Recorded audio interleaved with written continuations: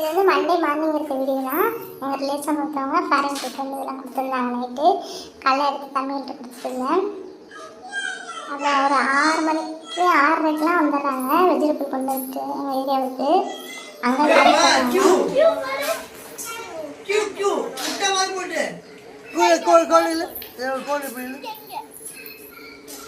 அவ்வளோதான். இப்படி எஸ் இப்படி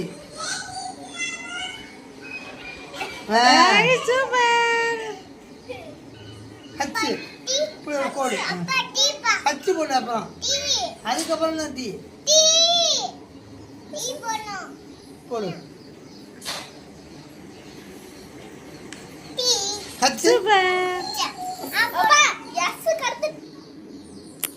அப்புறம் காலையில் எண்ணெய் ஆட்டுறதுக்கு கடலெல்லாம் எடுத்துருந்தாங்க. அதை பிரித்து எடுத்து வச்சுட்டேன். அப்புறம் மதியம் தோசை செய்யலான்னு சொல்லிட்டு சட்னி வச்சு ரெடி பண்ணிட்டேன்.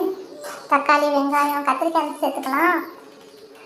கொஞ்சமாக ஆயில் சேர்த்து கடுகு சேர்த்துட்டு வெங்காயம் எல்லாமே ஒன்றா போட்டுடலாம். இந்த டைமில் கத்திரிக்காய் தான் அதையும் சேர்த்துட்டு சால்ட்டு சேர்த்து ஆயில் சேர்க்கவே இல்லை. இது ஆயிலுங்கிற தண்ணி சேர்க்கவே இல்லை. இந்த காரத்துக்கு மிளகாத்தூள் சேர்த்தாச்சு. உப்பு சேர்த்து 3 விசில் குக்கரில் வச்சோம்னா போதும், ரெடி ஆயிடும். அப்போ ஆஃப் பண்ணிட்டு இது மாதிரி கடைஞ்சி விட்டுட்டு பசங்களுக்கு கொடுத்துடலாம். அப்புறம் நாங்கள் கோழியெல்லாம் வளர்த்துட்ருக்கோம். உங்களுக்கு தெரியுங்களா, சண்டை கோழி நிறையா இருக்குது எங்கள்கிட்ட. 5 பொட்டை கோழி இருக்குது. கோழி திறந்த உடனே நாங்கள் மாடியில் இருக்கோம். மாடிக்கெல்லாம் ஏறி வந்துடும்.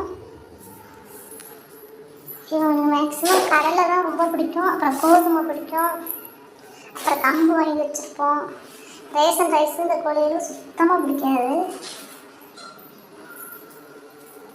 வெங்காயம் கட் பண்ணி கொடுத்துருவோம், சாப்பிட்றோம்.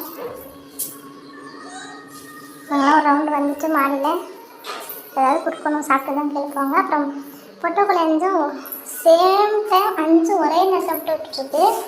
அது ஃப்ரிட்ஜில் எல்லாம் ஸ்டோர் பண்ணியிருக்கேன் அடை வைக்கலான்னு சொல்லிட்டு.